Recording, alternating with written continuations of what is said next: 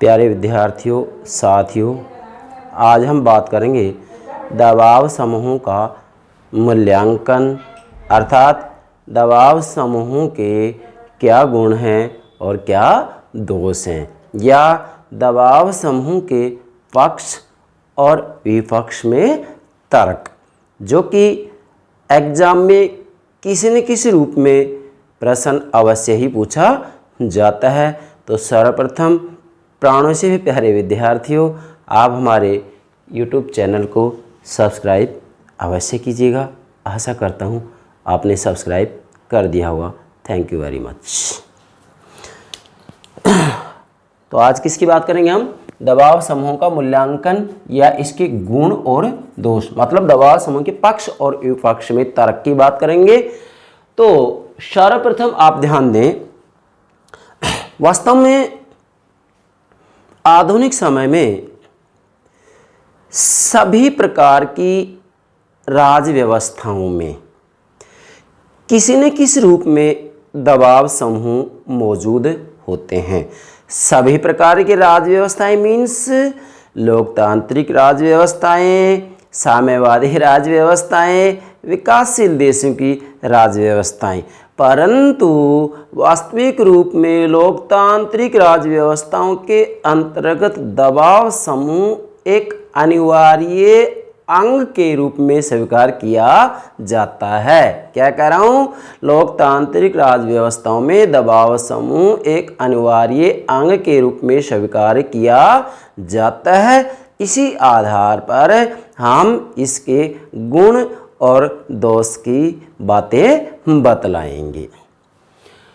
तो अब ये दबाव समूह होते क्या है, इसके लिए हमने अलग से वीडियो अपलोड कर दी है, परंतु इसके गुण और दोष को हम तभी समझ पाएंगे जबकि हमें सरसरी तौर पर ये मालूम हो कि दबाव समूह आखिर होते क्या हैं। हालांकि इसकी परिभाषाएं, अर्थ विशेषताएं, ये सब हमने वीडियो अपलोड कर दी है, इसके लिए आप हमारी प्लेलिस्ट देखिएगा। तो वास्तव में दबाव समूह उन समूह को कहा जाता है जो समूह राज्य व्यवस्था के ऊपर, सरकार के ऊपर दबाव डालकर अपने हितों की रक्षा और वृद्धि करते हैं, या राज्य व्यवस्था से, सरकार से अपने हितों के अनुरूप कानून, नीतियाँ बनवाई जाती हैं। जैसे श्रमिक संघ है, व्यापारियों का संघ है, विद्यार्थियों का संगठन है, किसानों का संगठन है, ये सभी अपने अपने हितों की रक्षा और वृद्धि के लिए सरकार के ऊपर, राज्य व्यवस्था के ऊपर दबाव डालते हैं, जिससे इनके हितों के अनुरूप नीतियां बनाई जाएं। ऐसा जो समूह करता है, मतलब राज्य व्यवस्था पर जो समूह दबाव डालकर अपने हितों की रक्षा करता है, उसे दबाव समूह कहा जाता है। प्राणों से प्यारे विद्यार्थियों, इस बात को ध्यान में रखना है। ये बात सत्य है कि समाज के अंतर्गत विभिन्न प्रकार के हित होते हैं। उन हितों के आधार पर विभिन्न प्रकार के वर्ग संगठित हो जाते हैं, और जब ये वर्ग संगठित हो जाते हैं तो वास्तविक रूप में जैसे ही ये वर्ग अनुनय और अनुरोध की नीति अपनाते हैं, सरकार से अनुनय करते हैं, अनुरोध करते हैं कि हमारी ये बातें आप स्वीकार कीजिएगा, तो ऐसी स्थिति में तो ये समूह हित समूह होते हैं।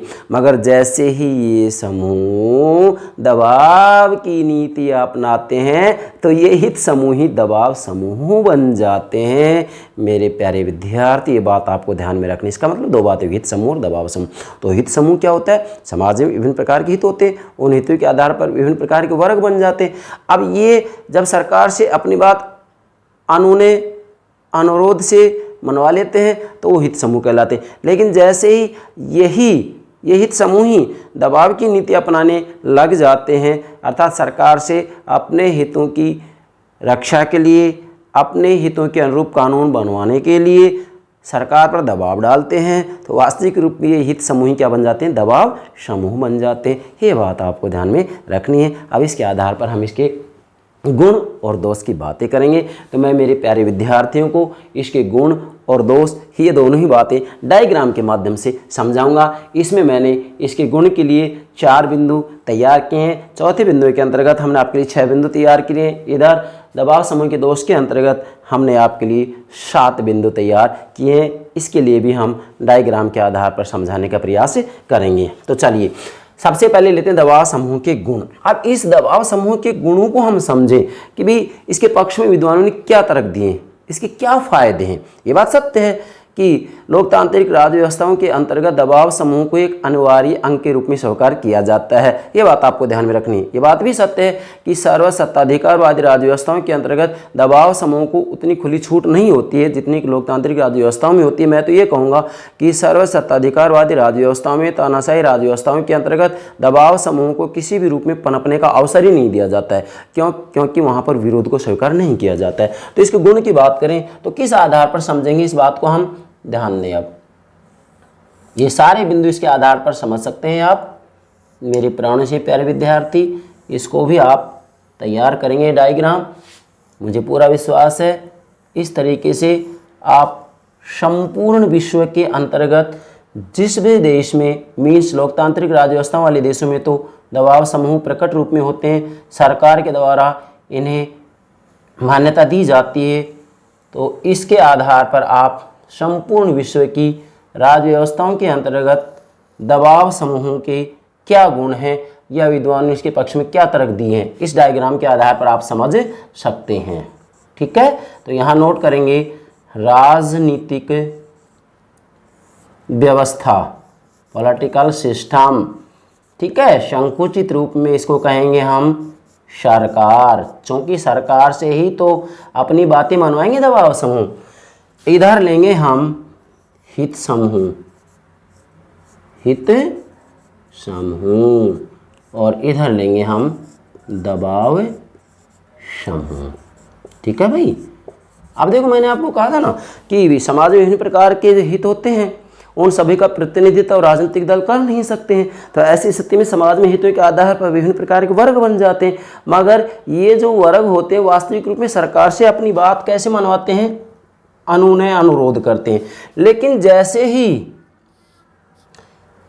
ये जो हित समूह होते हैं वो जब दबाव की नीति अपनाने लग जाते हैं सरकार से अपनी बात मनवाने के लिए, तो फिर ये हित समूह क्या बन जाते हैं, दबाव समूह बन जाते हैं। अर्थात वास्तविक रूप में ये राज्य व्यवस्था के ऊपर दबाव डाल करके अपनी हितों के अनुरूप क्या बनाते हैं, नीतियां बनवाते हैं, और इसी के साथ में हम कहेंगे निर्णय लिए जाते हैं, कानून बनाए जाते हैं। ये बात आपको ध्यान में रखनी है। मीन्स हित समूह अनुनय अनुरोध से सरकार से अपनी बात मनवाएंगे, लेकिन जैसे ही ये हित समूह दबाव की नीति अपनाने लग जाते हैं तो दबाव समूह बन जाते हैं। ये सरकार के ऊपर दबाव डाल करके अपने हितों के अनुरूप नीतियां बनवाते हैं, अपने हितों के अनुरूप कानून बनवाते हैं, अपने हितों के अनुरूप निर्णय लेने के लिए विशेष दबाव डालते हैं। इसीलिए इन्हें दबाव समूह कहा जाता है।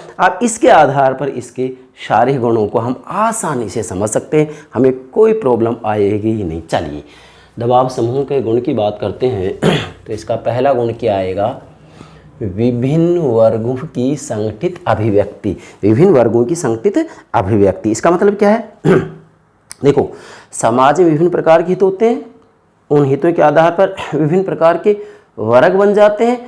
लेकिन चूंकि यहाँ जो हित समूह अनुनय अनुरोध की नीति अपना रहे हैं, परंतु यही जैसे ही दबाव की नीति अपनाते हैं, चूंकि ये संगठित तो होते ही हैं, संगठित होते हैं, दबाव की नीति अपनाते हैं और इसके आधार पर सरकार से अपनी बात मनवा लेते हैं। तो इसलिए यहाँ ये गुण है इसका कि विभिन्न वर्गों की संगठित अभिव्यक्ति होती है। अर्थात समाज में जो विभिन्न प्रकार के वर्ग होते हैं उन वर्गों के हित अलग अलग होते हैं और उन हितों की अभिव्यक्ति दबाव समूह के माध्यम से होती है। और ये दबाव समूह वास्तविक रूप में अपने हितों के अनुरूप सरकार से नीतियां बनवाते हैं। ये बात सत्य है, क्योंकि राजनीतिक दलों को ये लोग वित्तीय सहायता देते हैं। इसी के साथ में इनका पूरा प्रयास रहता है कि जो राजनीतिक दल इनके हितों के अनुरूप हो उसे वास्तविक रूप में ये सत्ता में लाने का भरसक प्रयास करते हैं। कौन? दबाव समूह। दबाव समूह स्वयं सत्ताधारी नहीं बनना चाहते हैं, मैं बार बार कह रहा हूँ, ये ना विधायक बनना चाहते हैं, ना सांसद बनना चाहते हैं, ना मंत्री बनना चाहते हैं, बल्कि ये तो सांसद विधायक मंत्रियों से अपने हितों की रक्षा करने के लिए दबाव डालते हैं।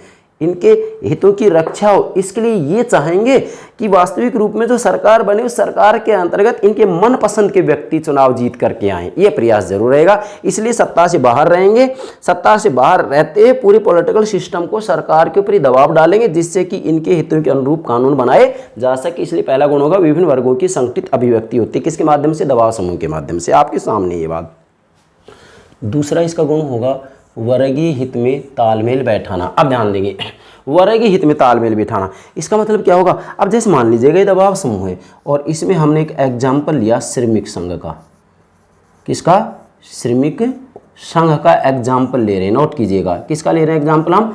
श्रमिक संघ का। अब बिंदु क्या लिया हमने? वर्गीय हित में तालमेल बिठाना। अब देखो जो श्रमिक संघ है, चूंकि ये दबाव समूह है, वही व्यापारियों का संघ है, विद्यार्थियों का संगठन है, जैसे अखिल भारतीय विद्यार्थी परिषद। शिक्षकों की संख्या हम बात करें तो राजस्थान विश्वविद्यालय शिक्षक संघ रूकटा है, तो ये विभिन्न प्रकार के दबाव समूह होगी ना। तो हम क्या बिंदु समझ रहे हैं? वर्गीय हित में तालमेल बिठाना। अब जो ये एक वर्ग होता है, जैसे श्रमिक संघ एक वर्ग है, तो वास्तविक रूप में अब इसमें जो इसके सदस्य होते हैं ना, उन सदस्यों में भी विचारों में है ना मतभेद पाया जाता है। तो इन विचारों में जो मतभेद पाया जाता है, इस मतभेद को दूर करने का जो भरसक प्रयास किया जाता है दबाव समूह के द्वारा ही किया जाता है कि भाई विचारों में जो मतभेद है वह वास्तविक रूप में विचारों में सामंजस्य स्थापित हो सके, इसके लिए दबाव समूह के द्वारा प्रयास किया जाता है। तो सबसे बड़ा गुण होगा इसका ही क्या? कि वर्गीय हित में तालमेल बिठाना। ठीक है। तीसरा क्या होगा? विभिन्न विरोधी वर्गों में संतुलन बिठाना। आप ध्यान दें, तीसरा क्या है? विभिन्न विरोधी वर्गों में संतुलन बिठाना। बहुत महत्वपूर्ण गुण है इसका ये। क्या? विभिन्न विरोधी वर्गों में संतुलन बिठाना। कैसे? विभिन्न विरोधी वर्गों में, अब जैसे मान लीजिएगा यहाँ ये श्रमिक संघ है, दूसरी तरफ हम ले रहे हैं यहाँ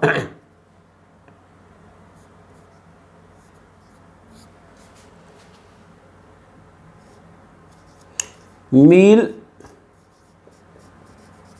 मालिक संघ, मील मालिक संघ। ठीक है। अब मील मालिक संघ के हित अलग होंगे, श्रमिक संघ के हित अलग होंगे। श्रमिक संघ ये चाहेगा कि भाई श्रमिकों को ज़्यादा से ज़्यादा वेतन मिले, कम से कम काम करवाया जाए, और मील मालिक संघ क्या चाहेगा? कि ज़्यादा से ज़्यादा श्रमिकों से काम लिया जाए, कम से कम वेतन दिया जाए।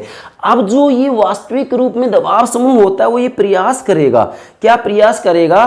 कि वास्तविक रूप में जो ये वर्गों के बीच में मतभेद है, इस मतभेद में संतुलन स्थापित किया जाए। बहुत महत्वपूर्ण भूमिका है इसकी दबाव समूह की। तो वास्तविक रूप में इसके द्वारा इस रूप में रास्ता निकाला जाएगा जिससे कि ये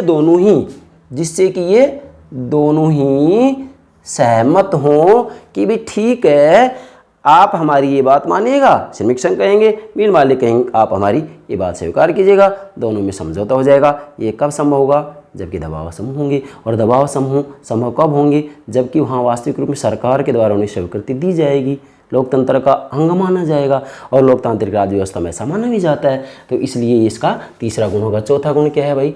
लोकतांत्रिक प्रक्रिया एवं शासन के अनुपूरक की भूमिका। मीन्स वास्तविक रूप में दबाव समूह लोकतांत्रिक राज व्यवस्था के संचालन में महत्वपूर्ण रूप में भूमिका निभाता है। हम यहाँ तक कहेंगे कि दबाव समूह यदि नहीं होंगे, दबाव समूह को मान्यता नहीं दी जाएगी, तो लोकतांत्रिक प्रक्रिया का ठीक से संचालन हो ही नहीं सकता। क्यों? क्योंकि वास्तविक रूप में भारत का एग्जाम्पल लें तो भारत के अंतर्गत क्षेत्रीयता के आधार पर चुनाव कराए जाते हैं। यहाँ पर क्षेत्रीय प्रतिनिधित्व को मान्यता दी गई है। ऐसी स्थिति में एक विधानसभा क्षेत्र से या संसदीय क्षेत्र से एक प्रतिनिधि चुन करके भेजा जाता है, तो वहाँ विभिन्न प्रकार के हित होते हैं। अब उन हितों की अभिव्यक्ति किसके माध्यम से होगी? उन हितों का प्रतिनिधित्व कौन करेगा? तो इस कमी को कौन दूर कर देता है? दबाव समूह दूर कर देते हैं। क्योंकि सभी हितों का कोई न कोई दबाव समूह होता है। सभी हितों के संबंधित जो वर्ग होते हैं, क्या करो, सभी हितों से संबंधित जो वर्ग होते हैं वास्तविक रूप में उनके द्वारा उस हित की अभिव्यक्ति की जाती है, और जिसके द्वारा दबाव के रूप में अभिव्यक्ति की जाती है दबाव समूह कहलाता है। इसलिए लोकतांत्रिक राज्य व्यवस्थाओं का संचालन दबाव समूह के बिना ठीक से हो ही नहीं सकता। तो इस रूप में हम इसका ये चौथा गुण ले रहे हैं। अब इस चौथे बिंदु के अंतर्गत हमने आपके लिए 6 बिंदु बनाए हैं, अर्थात वास्तविक रूप में लोकतांत्रिक राज्य व्यवस्थाओं के संचालन में दबाव समूह की महत्वपूर्ण भूमिका होती है। और जो ये इसकी भूमिका है या दबाव समूह के जो कार्य हैं, दबाव समूह की भूमिका और कार्य ही इसके गुण बन जाते हैं। ये बात भी आपको ध्यान में रखनी है। चलिए, इसका पहला जो बिंदु बनेगा, लोकमत का प्रशिक्षण। ध्यान दें, दबाव समूह वास्तविक रूप में जनता को इस रूप में अपने अनुकूल बनाते हैं जिससे कि उनके हितों के अनुरूप सरकार नीतियां बनाए। और जब दबाव समूह के द्वारा ये कार्य किया जाता है तो वास्तविक रूप में जनता को किसी न किसी रूप में राजनीति का प्रशिक्षण प्राप्त होता है। नंबर 1। दूसरा क्या है? शासन की निरंकुशता को रोकना। दबाव समूह के द्वारा शासन की निरंकुशता को भी रोका जाएगा। अर्थात जो पॉलिटिकल सिस्टम है, गवर्नमेंट है, वो निरंकुश नहीं बन सकती। क्यों नहीं बन सकती? क्योंकि वास्तविक रूप में समाज के अंतर्गत विभिन्न प्रकार के दबाव समूह होते हैं। भाई, सामाजिक, धार्मिक, सांस्कृतिक, आर्थिक हितों के आधार पर विभिन्न प्रकार के दबाव समूह बनते हैं। दबाव समूह बनते हैं तो ऐसी स्थिति में वास्तविक रूप में इनके द्वारा एक बहुल समाज की स्थापना की जाती है। बहुल समाज की स्थापना की जाती है तो ऐसी स्थिति में राजनीतिक व्यवस्था के द्वारा, सरकार के द्वारा इनके द्वारा जो मांगे उठाई जा रही हैं, उन उचित मांगों की अनदेखी सरकार कर ही नहीं सकती है। क्योंकि सरकार इनकी अनदेखी करती है तो ऐसी स्थिति में दबाव समूह के द्वारा वास्तविक रूप में जनमत को इनके विरुद्ध कर दिया जाएगा, जनता को भड़का दिया जाएगा। जनता को विरुद्ध कर दिया जाएगा तो अगली बार चुनाव में ये जीत नहीं सकते हैं। इसलिए इनकी बातों को मानना पड़ता है। ठीक है, अतः सरकार या शासन निरंकुश नहीं हो सकता। तीसरा क्या है? उम्मीदवारों के चयन में मदद करना। अब ध्यान देंगे, उम्मीदवारों के चयन में मदद करना। दबाव समूह विशेषकर ये प्रयास करेंगे कि इनके हितों के अनुरूप जो उम्मीदवार हैं उनका चयन होना चाहिए, या इनके हितों के अनुरूप जो राजनीतिक दल है उस राजनीतिक दल को जितवाने के लिए भरसक प्रयास करेंगे। अर्थात कहने का मेरा भावार्थ है, दबाव समूहों की हार्दिक इच्छा ये होती है कि उस उम्मीदवार को टिकट मिले, उस उम्मीदवार को ही आगे बढ़ाया जाए जिनके द्वारा उनके हितों की रक्षा की जा सके, जिनके द्वारा उनके हितों की रक्षा की जा सके, जिनके द्वारा मीन्स उम्मीदवारों के द्वारा। क्योंकि चुनाव जीत जाएंगे तो सांसद बन जाएंगे, सांसद बन जाएंगे तो निश्चित बात है फिर सरकार के द्वारा जो कानून बनाए जाएंगे तो कानून इनके हितों के अनुरूप होंगे। दबाव समूह की हार्दिक इच्छा यही होती है। तो इस रूप में भी इसका जो है गुण है ये। और चौथा क्या है? व्यावसायिक हितों का प्रतिनिधित्व करना। अब ध्यान देंगे, व्यावसायिक हितों का प्रतिनिधित्व करना, क्योंकि वास्तविक रूप में हमारे यहाँ अगर हम भारत की बात करें, लोकतांत्रिक राज्य व्यवस्थाओं के अंतर्गत कुछ अपवादों को छोड़ करके सभी जगह क्षेत्रीयता के आधार पर चुनाव होते हैं। अर्थात एक क्षेत्र से एक प्रतिनिधि चुन लिया जाता है। तो इसका मतलब ये है कि उस क्षेत्र के अंतर्गत विभिन्न प्रकार के जो हित होते हैं, जो विभिन्न प्रकार के व्यावसायिक हित होती हैं, उनका प्रतिनिधित्व हो ही नहीं सकता है। अब जब दबाव समूह होंगे तो उस क्षेत्र के अंतर्गत विभिन्न प्रकार के जो हित होंगे उन हितों की अभिव्यक्ति कौन करेंगे? दबाव समूह कर देंगे। जैसे श्रमिक संघ है, श्रमिकों की अभिव्यक्ति करेगा। मिल मालिक है, मिल मालिकों की करेंगे। विद्यार्थियों का संगठन है, विद्यार्थियों के हित की बात करेंगे। व्यापारियों का संघ है, व्यापारियों के हित की बात करेंगे। तो कहने का भावार्थ यह है कि वास्तविक रूप में यहाँ इसका ये गुण होगा क्या कि व्यावसायिक हितों का प्रतिनिधित्व दबाव समूह के द्वारा कर दिया जाएगा। जबकि दबाव समूह नहीं होंगे तो समाज में विभिन्न प्रकार के जो हित हैं उन हितों के आधार पर जो वर्गों का संगठन किया गया, जो वर्ग बने, उनकी अभिव्यक्ति कौन करेगा? केवल एक राजनीतिक दल ऐसा नहीं कर सकता है। इसलिए यह भी इसका एक गुण है कि व्यावसायिक हितों का प्रतिनिधित्व आसानी से हो जाता है। और वो कौन करते हैं? दबाव समूह करते हैं और इसके आधार पर सरकार के सामने अपनी मांगे रखते हैं। इसका मतलब वास्तविक रूप में समाज के अंतर्गत जितने भी हितों के आधार पर जो समूह बने, उन सभी समूह की अभिव्यक्ति, उन सभी समूह के हितों की बातें सरकार के सामने रखी जाती हैं। कौन रखते हैं? दबाव समूह। राजनीतिक दल ऐसा नहीं कर सकते हैं। ठीक है। पांचवा क्या है? विधायक व मतदाता के बीच पुल का कार्य करना। अब ध्यान देंगे, वास्तविक रूप में दबाव समूह विशेषकर ये प्रयास करते हैं, क्या प्रयास करते हैं कि जो व्यवस्थापिका होती है उस व्यवस्थापिका को जनता की जो समस्याएं होती हैं उन समस्याओं से हितों के आधार पर अवगत करवाते हैं। तो इसका मतलब विधायकों को अवगत करा रहे हैं। अर्थात विधायक मीन्स भाई हम विधानसभा की बात करेंगे, राजस्थान की बात करते हैं, भारत की बात करते हैं तो केंद्रीय स्तर पर हम उनको सांसद कहेंगे और प्रांतों के स्तर पर विधायक कहेंगे। पूरी दुनिया की बात करते हैं, पूरी दुनिया की व्यवस्थापिकाओं की बात करते हैं तो वहाँ पर एक शब्द का प्रयोग किया जाता है विधायक।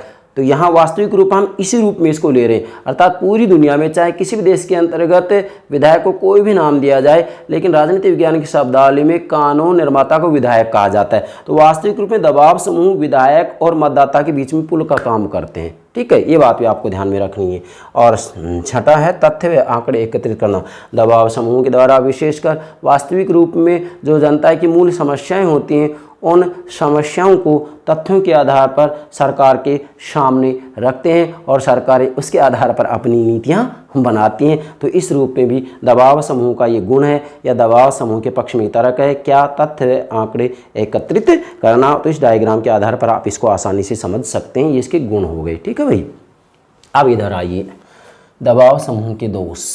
क्या? दबाव समूह के दोष या विपक्ष में तर्क, नोट कीजिएगा।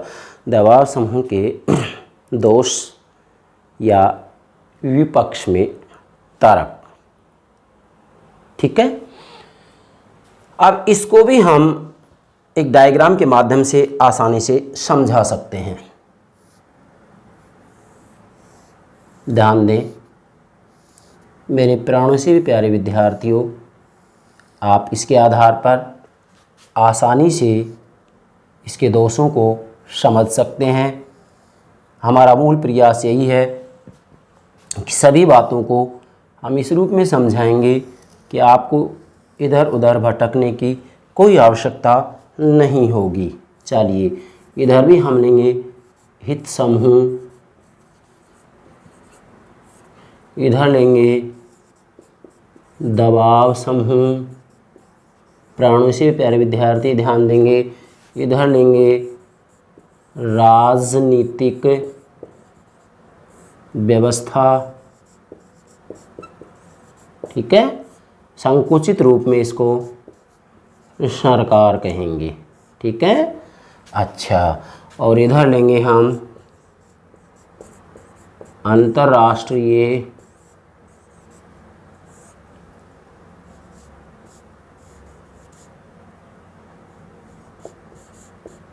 राजनीतिक व्यवस्था। अब देखिएगा इसका पहला जो दोष आएगा, कमी है, विपक्ष में तर्क है, वो है प्रकृति से अप्रजातांत्रिक समूह है। क्या? जो ये दबाव समूह है, इसकी जो प्रकृति है वह वास्तविक रूप में क्या है? अप्रजातांत्रिक है। अप्रजातांत्रिक क्यों है? क्योंकि वास्तविक रूप में दबाव समूहों के द्वारा किसी भी रूप में उत्तरदायित्व को स्वीकार नहीं किया जाता है। भाई, राजनीतिक दल है, उसका उत्तरदायित्व है, जिसकी सरकार है उसको जवाब देना पड़ेगा, जनता को जवाब देना पड़ेगा, गलत काम किया है। लेकिन भाई, ये दबाव समूह किसी भी रूप में सरकार के प्रति और जनता के प्रति उत्तरदायी नहीं होते हैं। क्या कह रहा हूं मैं भाई? दबाव समूह वास्तविक रूप में ना तो सरकार के प्रति उत्तरदायी होते हैं, ना जनता के प्रति उत्तरदायी होते हैं। ये तो केवल अपने स्वार्थी संकुचित हितों की पूर्ति करवा के दूर हट जाते हैं। अब चाहे इसका किसी भी रूप में जनता को नुकसान झेलना पड़े, जनता को कष्ट उठाना पड़े, जनता को किसी भी रूप में मतलब अहित का सामना करना पड़े, किसी भी परेशानी का सामना करना पड़े, दबाव समूह इसके लिए कोई जिम्मेदारी नहीं उठाते हैं, कोई उत्तरदायित्व नहीं होता है, केवल अपने हितों की रक्षा होगी, ये पीछे हट जाते हैं। इनका किसी से कोई लेना देना नहीं होता है। जबकि वास्तविक रूप में होना क्या चाहिए भाई? लोकतांत्रिक संस्था है तो इसका मतलब क्या होगा? जनता सरकार के प्रति उत्तरदायी होगा। लेकिन दबाव समूह जनता सरकार के प्रति उत्तरदायी नहीं होता है। इसलिए इसको क्या कह रहे हैं कि प्रकृति से क्या है? अप्रजातांत्रिक समूह है। कौन? दबाव समूह। देखो, अब ये हित समूह मैंने क्या है, क्योंकि हित समूह ही वास्तविक रूप में देखा जाए तो दबाव समूह पहले हित समूह ही होता है। ये तो अनुनय और अनुरोध से अपनी बातें सरकार से मनवाते हैं। ये लोग, मैं कटी हुई रेखा से इसको दर्शा देता हूँ, ठीक है, बातें मनवाते हैं। लेकिन जैसे ही हित समूह, जैसे श्रमिक संघ एक हित समूह है वैसे तो, अब जो श्रमिक संघ है हित समूह है, पहले अनुरोध कर रहा है सरकार से कि हमारे हितों के अनुरूप कानून बना दो, परंतु यदि इनकी बात नहीं माने जाते तो ऐसी स्थिति में यही हित समूह में श्रमिक संघ ही, व्यापारियों का संघ, विद्यार्थियों का संघ ही जब दबाव की नीति अपनाने लग जाता है, दबाव डालकर ही सरकार से अपनी बात मनवाते हैं, तो दबाव समूह बन जाते हैं, ठीक है। और दबाव के आधार पर ये सरकार से अपनी बात मनवाते हैं। किस रूप में मनवाते हैं? वास्तविक रूप में यहाँ नीति और निर्णय, नीति और निर्णय, जो नीति और निर्णय लिए जाते हैं दबाव समूह के हितों के अनुरूप लिए जाते हैं। अच्छा, इसका दूसरा दोष क्या है? सार्वजनिक हित की उपेक्षा। अरे भाई बहुत महत्वपूर्ण बात है। क्या? सार्वजनिक हित की उपेक्षा। आइए इधर, दबाव समूह है, जैसे श्रमिक संघ है, ठीक है, व्यापारियों का संघ है, किसानों का संघ है, विद्यार्थियों का संघ है, जैसे अखिल भारतीय विद्यार्थी परिषद है, ठीक है, विभिन्न प्रकार के संघ हैं। तो ये क्या पूरे देश के राष्ट्रीय हित की बात करेंगे या केवल अपने हित की बात करेंगे? केवल अपने हित की बात करेंगे। भाई श्रमिक संघ है, श्रमिकों की बात करेगा, मिल मालिक है, मिल मालिकों की बात करेगा, है, विद्यार्थियों का संगठन है, केवल विद्यार्थी हित की बात करेगा, व्यापारियों का संगठन है, केवल व्यापारियों के हित की बात करेगा। तो ऐसी स्थिति में इसके अंतर्गत एक कमी है कि क्या ये सार्वजनिक हित की उपेक्षा करता है, ये केवल अपने अपने हित की बात करते हैं और उसके लिए चाहे राष्ट्र का हित हो, इससे इनका कोई लेना देना नहीं होता है। इसलिए यह भी इसका एक दोष है। क्या? सार्वजनिक हित की ये उपेक्षा करते हैं। कौन? दबाव समूह, ठीक है। आपको इसके आधार पर ये बात आसानी से समझ में आ जाएगी। अच्छा, तीसरा दोष क्या है मेरे प्राणों से प्यारे विद्यार्थियों? समझना है, नोट कीजिएगा, आप नोट कीजिएगा। तीसरा दोष क्या है? भ्रष्ट साधनों को अपनाना, ठीक है भाई। अब देखो, जो दबाव समूह होते हैं ना, वास्तविक रूप में सरकार से अपनी बात मनवाने के लिए, अपने हितों की रक्षा और वृद्धि के लिए, अपने हितों की, जैसे दबाव समूह में हम बोलेंगे भाई श्रमिक संघ है, मील मालिकों का संघ है, किसानों का संघ है, व्यापारियों का संघ है, विद्यार्थियों का संघ है। तो क्या करते हैं ये? अपने हितों की रक्षा के लिए, अपने हितों के अनुरूप कानून बनवाने के लिए ये सरकार के ऊपर जब दबाव डालते हैं ना, तो इसके लिए किसी भी प्रकार के साधनों को अपनाने के लिए स्वतंत्र हैं। ये संवैधानिक साधन भी अपनाते हैं, असंवैधानिक या गैर संवैधानिक साधन भी अपनाते हैं, नैतिक, अनैतिक, धार्मिक, अधार्मिक, सत्य पर आधारित हो या असत्य पर आधारित हो, न्याय पर आधारित हो, अन्याय पर आधारित हो, प्रदर्शन, बंद, घेराव, हड़ताल, हिंसात्मक प्रदर्शन, किन्हीं भी साधनों का प्रयोग किया जाता है इनके द्वारा। यहाँ तक कि इनके द्वारा रिश्वत जैसे साधनों का प्रयोग किया जाता है। यहाँ तक कि इनके द्वारा, क्या कह रहा हूँ, यहाँ तक कि इनके द्वारा सुरा और सुंदरी जैसे साधनों का भी प्रयोग किया जाता है। समझ गए होंगे मेरे प्राणों से प्यारे विद्यार्थी, क्या कह रहा हूँ मैं? सुरा और सुंदरी का भी प्रयोग किया जाता है, और भी अनगिनत ऐसे ऐसे साधन जिनका कि हम नाम तक यहाँ नहीं ले पाते हैं, उन साधनों का भी इनके द्वारा प्रयोग किया जाता है कि सरकार इनकी बात को माने। ऐसे ऐसे साधनों का ये प्रयोग करते हैं। कौन? दबाव समूह। इसलिए यहाँ इसका ये दोष है कि दबाव समूह के द्वारा भ्रष्ट साधनों का प्रयोग किया जाता है अपनी बात मनवाने के लिए। भाई श्रमिक संघ अपनी बात मनवाने के लिए जैसी मर्जी होगी साधन अपनाएंगे, ठीक है। विद्यार्थियों का संगठन है, जैसी मर्जी होगी अपने साधनों का प्रयोग करेंगे। मेरा कहने का भावार्थ ये है कि इनके द्वारा नैतिक, अनैतिक, संवैधानिक, गैर संवैधानिक किन्हीं भी साधनों का प्रयोग किया जाएगा। स्वतंत्र हैं इस रूप में, इसीलिए भ्रष्ट साधनों को ये अपनाते हैं। इसी आधार पर इसकी ये कमी है, इसके विपक्ष में तर्क दिया जाता है कि इनके साधन भ्रष्ट हैं। और इसी आधार पर यहाँ चलिए, एक विद्वान है फ्रेडरिक, नोट कीजिएगा, क्या नाम है? फ्रेडरिक ने इसी आधार पर दबाव समूह को शैतानी शक्ति कहा है। मतलब इनके जो भ्रष्ट साधन इन्होंने अपनाए ना, दबाव समूह ने जो भ्रष्ट साधन अपनाए हैं या इनके द्वारा जो भ्रष्ट साधन अपनाए जाते हैं, जैसे हिंसा, प्रदर्शन, घेराव, बंद, हड़ताल, हिंसात्मक प्रदर्शन, यहाँ तक कि रिश्वत, इसी के साथ में सुरा सुंदरी जैसे साधनों का इनके द्वारा प्रयोग किया जाता है। तो जो ये भ्रष्ट साधन अपनाए जाते हैं, इन भ्रष्ट साधनों के आधार पर ही एक विद्वान का नाम है फ्रेडरिक, उन्होंने दबाव समूह को शैतानी शक्ति कहा है, राक्षसी शक्ति कहा है। किसको? दबाव समूह को शैतानी शक्ति कहा है। किसने कहा है? फ्रेडरिक ने कहा है। आशा करता हूँ समझ गए होंगे आप ये बात। चौथा है कमजोर वर्गों के हितों की उपेक्षा। अब ध्यान देंगे, कमजोर वर्गों के हितों की उपेक्षा। अब भाई एक बात बताइए, जो ये दबाव समूह होते हैं, ये सभी दबाव समूह क्या बराबर होते हैं? और क्या सभी दबाव समूह पूर्ण रूप में संगठित होते हैं? नहीं।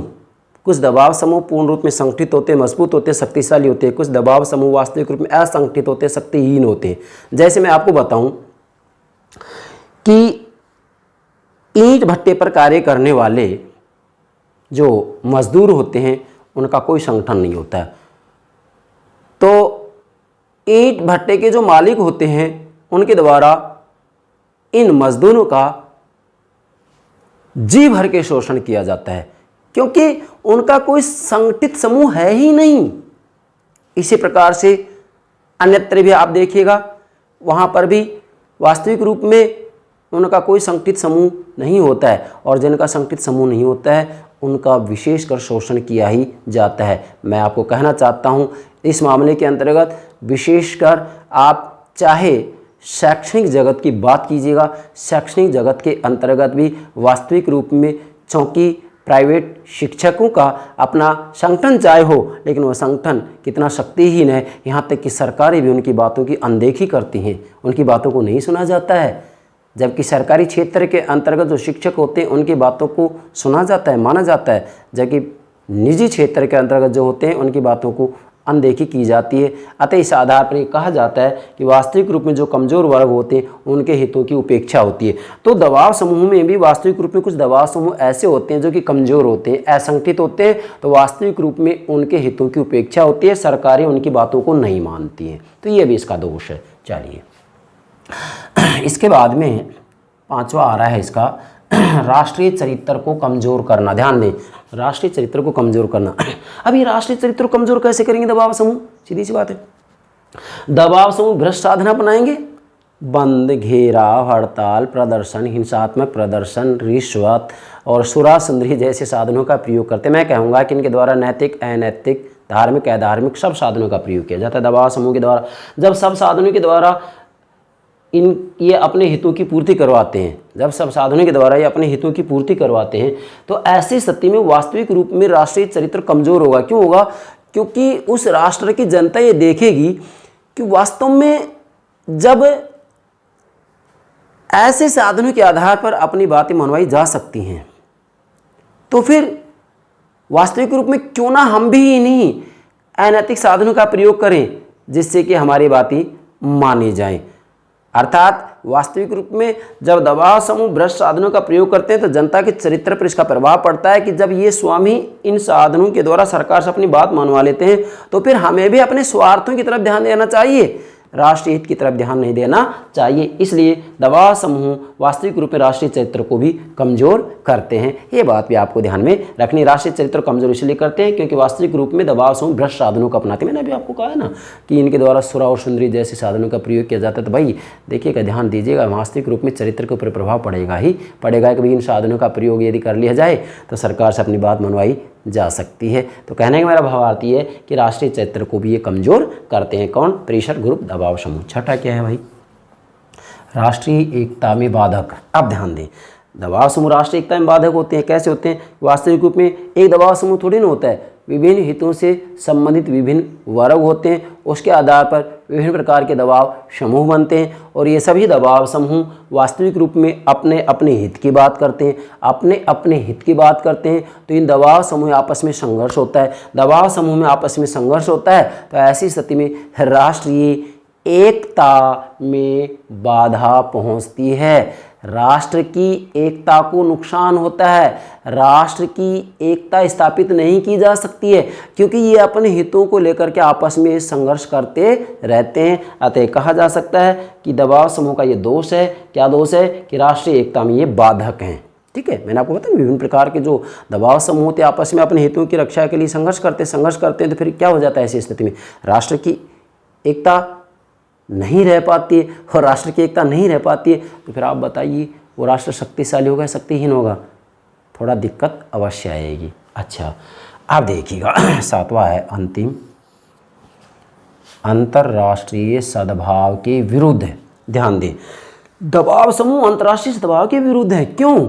मैं आपको कहना चाहूँगा यहाँ वास्तविक रूप में अंतर्राष्ट्रीय स्तर पर, यहाँ मैंने अंतर्राष्ट्रीय राजनीतिक व्यवस्था शब्द का प्रयोग इसलिए किया है कि वास्तविक रूप में इससे किसी न किसी रूप में हमारा पॉलिटिकल सिस्टम अवश्य ही प्रभावित होता है। डेफिनेटली ठीक बात है, सभी राष्ट्र राज्य संप्रभु हैं, लेकिन किसी न किसी रूप में बाहरी पर्यावरण से सभी देशों की राज्य व्यवस्थाएं प्रभावित होती ही होती हैं।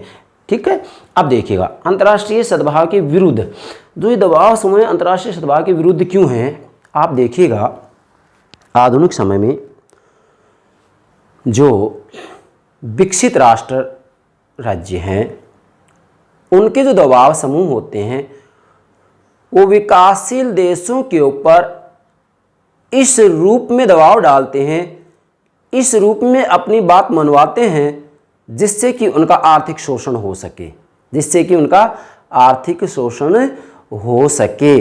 और वास्तविक रूप में देखा जाए तो आधुनिक समय में कुछ विकसित राष्ट्र ऐसे भी हैं वहाँ पर जो हथियार बनाने वाले उद्योग हैं उन उद्योगों के अपने दबाव समूह होते हैं और उन दबाव समूह के द्वारा विकासशील देशों के अंतर्गत ये प्रयास किया जाता है कि वहाँ पर जो दबाव समूह होते हैं उनको ये रिश्वत देते हैं, इस रूप में देते हैं कि यहाँ पर किसी भी रूप में गृह युद्ध हो और गृह युद्ध होगा तो ऐसी स्थिति में इनको हथियारों की ज़रूरत पड़ेगी और उनके हथियारों की बिक्री होगी।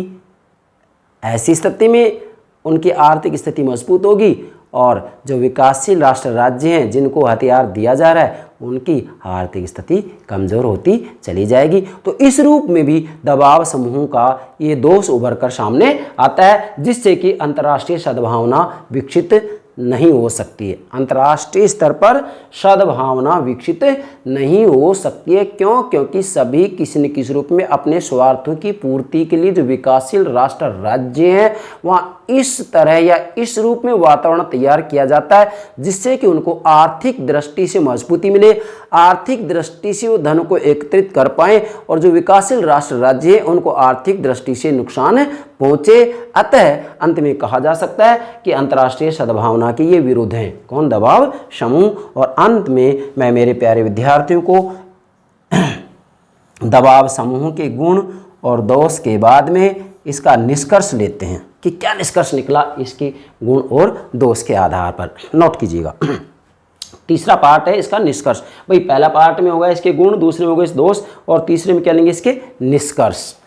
आप ध्यान दें निष्कर्ष में हम ये कहेंगे कि वास्तविक रूप में प्राचीन समय में दबाव समूह को विनाशकारी संस्था माना जाता था।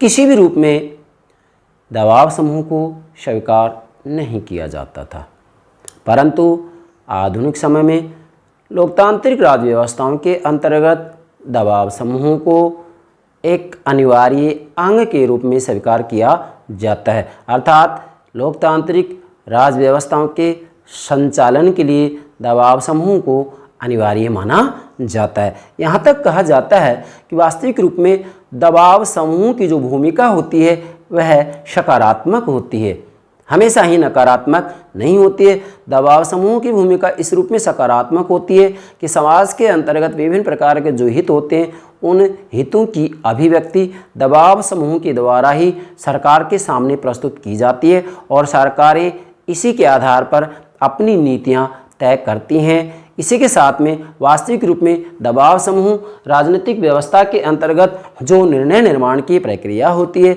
उस निर्णय निर्माण की प्रक्रिया को भी प्रत्यक्ष या अप्रत्यक्ष रूप में प्रभावित करते हैं। इस रूप में भी दबाव समूह की महत्वपूर्ण भूमिका होती है। परंतु इसी के साथ में सभी देशों के अंतर्गत चाहे लोकतांत्रिक राज्य व्यवस्था ही क्यों ना हो, किसी न किसी रूप में दबाव समूह के द्वारा नकारात्मक भूमिका भी निभाई जाती है। जैसे वर्तमान समय में हम देखें तो भाषाई आधार पर जो दबाव समूह बनाए जाते हैं वो वास्तविक रूप में नकारात्मक भूमिका निभाते हैं। इसी के साथ में धार्मिक आधार पर जिन दबाव समूह का निर्माण होता है वो भी वास्तविक रूप में किसी न किसी रूप में नकारात्मक वातावरण तैयार करते हैं। अतः जो दबाव समूह देश के अंतर्गत नकारात्मक वातावरण तैयार करते हैं। जो दबाव समूह नकारात्मक भूमिका निभाते हैं उनके ऊपर सरकार के द्वारा किसी न किसी रूप में प्रतिबंध अवश्य ही लगाना चाहिए। और जो दबाव समूह सकारात्मक रूप में कार्य करते हैं,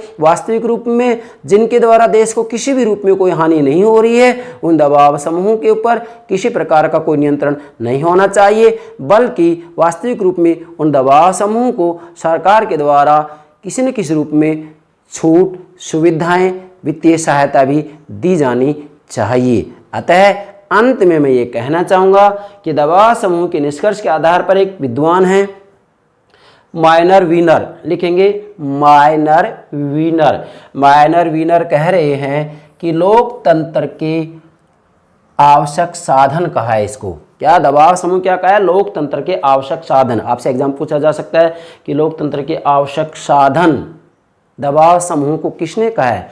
माइनर वीनर ने दबाव समूह को क्या कहा है? इस रूप में पूछा जा सकता है प्रश्न। तो माइनर वीनर ने दबाव समूह को क्या कहा है? लोकतंत्र के आवश्यक साधन। भाई सीधी सी बात है कि लोकतांत्रिक राज व्यवस्थाओं के संचालन के लिए दबाव समूह अति आवश्यक तत्व है, अति आवश्यक अंग है। बिना दबाव समूह के राजनीतिक व्यवस्थाओं का, अर्थात लोकतांत्रिक राजनीतिक व्यवस्थाओं का ठीक से संचालन नहीं हो सकता। इसलिए माइनर वीनर ने लोकतंत्र के आवश्यक साधन कहा है इन्हें। किन्हें कहा है? दबाव समूह को कहा है। ये हो गया आपका दबाव समूह का मूल्यांकन, अर्थात गुण और दोष। गुण हो गए, ये दोष हो गए, और अंत में हमने आपके लिए निष्कर्ष तैयार किया है। इसमें एक प्रश्न बन रहा है जो कि मैंने यहाँ पर नोट कर दिया है, और इसी के साथ में हमने यहाँ इसके दोष के लिए डायग्राम आपके सामने दे दिया है, और इसी के साथ में इसके गुण के लिए हमने आपका ये डायग्राम तैयार कर दिया है। तो मेरे प्राण से प्यारे विद्यार्थियों, मैं आशा करता हूँ कि दबाव समूह के गुण और दोष आपकी समझ में आ गए होंगे। अब किसी भी रूप में प्रश्न पूछा जाए, इससे बाहर कोई प्रश्न बनता ही नहीं है। तो मेरे प्राण से प्यारे विद्यार्थियों, आप हमारे YouTube चैनल को सब्सक्राइब अवश्य कीजिएगा। Thank you very much.